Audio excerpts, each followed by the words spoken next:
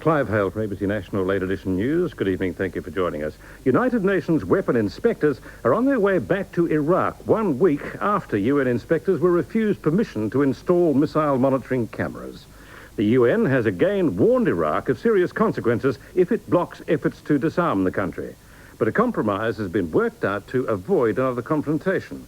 This time, the mission of UN experts is to seal off 2 missile testing sites. The team will physically put seals on individual pieces of equipment. If the seals are broken at the launch sites, the UN will know unauthorized missile testing took place. One diplomat said the Council would then likely react immediately, most likely authorizing force. The Security Council has already warned Iraq of serious consequences if the cameras are not permitted. The head of the UN Special Commission says sealing is a face-saving method for Iraq. Iraq's UN ambassador has said Iraq does not oppose the cameras, but the technicalities of installation. Thursday night in New York, he denied there was any equipment still present to monitor. We evacuated the equipment, and we told them that now we don't think that there is a need for a camera because there is no more test site. We believe that the Iraqis ought to live up to the resolutions, and we see that what they have performed was a breach, and this is a way of dealing with it. What the Council felt was that the pressure should be maintained. Iraq has decided to negotiate with the UN on the sale of $1.6 billion worth of oil. Both sides appear eager to not draw a link between ongoing oil talks and the missile confrontation. Signs tonight that Bosnia's Muslim leaders are preparing to bow to the inevitable. For the first time, President Alija Izetbegovic has acknowledged his country may have to be split into 3 ethnic states. But, he says, ethnic division will only be accepted if there's no other choice. In the hills surrounding Sarajevo, signs too that the troops fighting the war want it finished. It's not unusual these days to see soldiers in the streets of Sarajevo rounding up men for the front. But now there are increasingly different opinions on whether or not to accept peace. But take a trek up to one of Sarajevo's mountaintop defensive positions, and you'll find attitudes are changing among the people who've spent more than a year in the firing line. Here they are fed up and bitter. All along they've been holding out for help from outside, either intervention or lifting of the arms embargo. Now they know they're on their own. These men told us they are afraid they'll lose the little they still hold if they carry on. But their government is holding out against the Serb-Croat plan to partition Bosnia, saying it would legitimize ethnic cleansing and leave Bosnia's Muslim majority in little more than landlocked ghettos, forever dependent on Serb goodwill and international humanitarian aid. So while soldiers and civilians say they want peace, they say it must be a just peace. At the end of the G7 summit in Tokyo, Russia and Japan have agreed to hold another meeting later this year with the disputed Kuril Islands at the top of their agenda. Relations between the 2 countries have been soured ever since Moscow annexed the tiny islands after the Second World War. Boris Yeltsin gave little away tonight on the future of the Kurils. Before his joint press conference with Prime Minister Miyazawa, the Russian president had already been promised $4 billion in aid from the Big 7 industrial nations. As Boris Yeltsin met with the G7 leaders, he alone had good reason to smile. At least he'll leave with a firm commitment of $4 billion in aid, about the only tangible result after 3 days of talk. The money will be used to help large-scale Russian industries to privatize, in line with the policy of developing a market economy.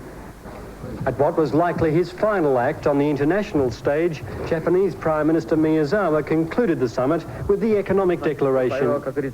Apart from mention of the need for Japan to stimulate its domestic economy, it was more a wish list that something be done about unemployment, budget deficits and sluggish growth, rather than dynamic solutions. The G7 leaders now return home to their domestic problems, with little more than vague hopes for a global economic recovery. For the Japanese, the best that can be said is that they resisted the American demands for numerically targeted trade. This position of ours, I believe, is fundamentally understood on the U.S. side. So even if we did undertake, we shall not be able to implement that undertaking. The next G7 will be held in Italy.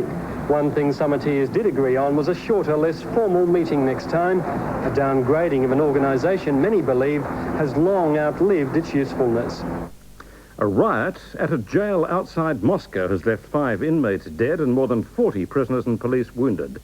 It was 30 hours before police regained control of the maximum security prison near the Russian city of Vladimir. About 1,000 prisoners went on a rampage through the jail demanding better living conditions. Authorities say police tried to end the riot peacefully but finally opened fire on the prisoners. Flash floods have caused massive destruction across eastern and central China. 200 people are dead, 500 injured, and 2 million have been left homeless after the 4-week deluge. And worse may lie ahead. There are fears the Yellow River will burst its banks.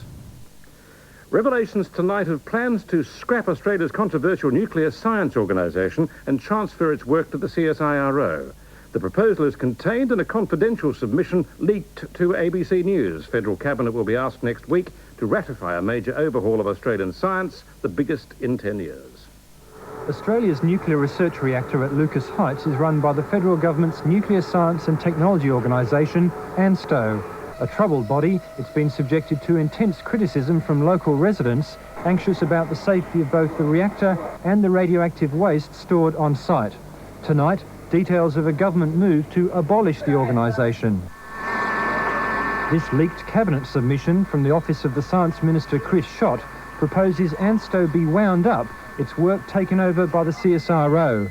On the community criticism of ANSTO, the cabinet submission says there is a consequent need for greater and more effective communication and consultation between ANSTO and the local community. The response of the ANSTO board has been inadequate. The cabinet submission also has other alarming conclusions. It says there is no formal independent regulation of ANSTO's reactors or the Commonwealth's radioactive waste management activities. ANSTO would become part of the CSIRO, while the CSIRO would lose 3 divisions: Fisheries and Oceanography in Hobart and Atmospheric Research in Melbourne. They'd be joined with the Institute of Marine Sciences to form a new Marine and Atmospheric Science Institute. The proposal goes to Federal Cabinet's Expenditure Review Committee a week today. Yesterday's rise in unemployment figures belies the way investors see the share market. They're making their biggest splash since the '87 crash. This report from our economics correspondent, Walter Hamilton. For the jobless, economic recovery is a mirage. But for investors, it's all happening now.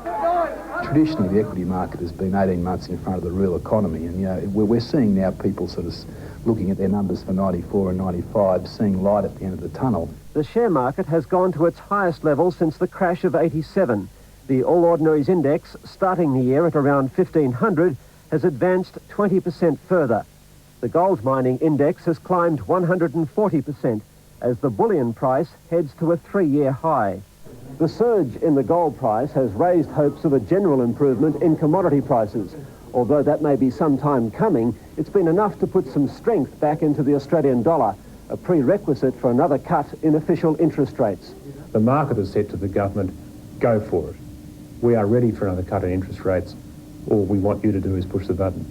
Lower interest rates make shares more attractive than other forms of investment, but the market is also reflecting a lift in corporate profits as a result of cost-cutting during the recession. Profit-taking put a brake on the market this afternoon. The All Ordinaries closing just half a point up at 1782. There was a mixed reaction from Asian markets to stronger European and Wall Street trading, and gold dipped. On the foreign exchange markets, the Australian dollar fell 0.25%, and the yen was also weaker. Paul Terry, one of Australia's wealthiest businessmen and finance consultants, has been killed in a helicopter accident in Hawaii. An experienced fixed-wing pilot, the crash happened while Terry was on a solo helicopter training flight with his supervisor watching from the ground. An investigation is being launched into the cause of the accident. 45-year-old Paul Terry sold his Sydney business, Monitor Money, just before the 1987 crash and moved to Albany in Western Australia. Friends and family gathered in Melbourne today for a personal tribute to Sir Edward Weary Dunlop. Among the 800 people crowding the small church, some former POWs who owed their lives to him. Among the mourners at today's special service was Billy Griffiths. He's travelled from his home in Blackpool, England, to pay his last respects to the man who saved his life. So gentle, so humble, and all those wonderful qualities that we'd all love to have. He seemed to have them all in great abundance. Mr. Griffiths was one of hundreds treated by Sir Edward using improvised surgical instruments in Japanese prisoner of war camps in Southeast Asia. Today's congregation of about 800, including family and many former POWs, heard prayers and tributes for the man who became selfless in the face of cruel adversity. Old Army friend Ivor Jones recalled Sir Edward's compassion and strength on the infamous Burma Railway.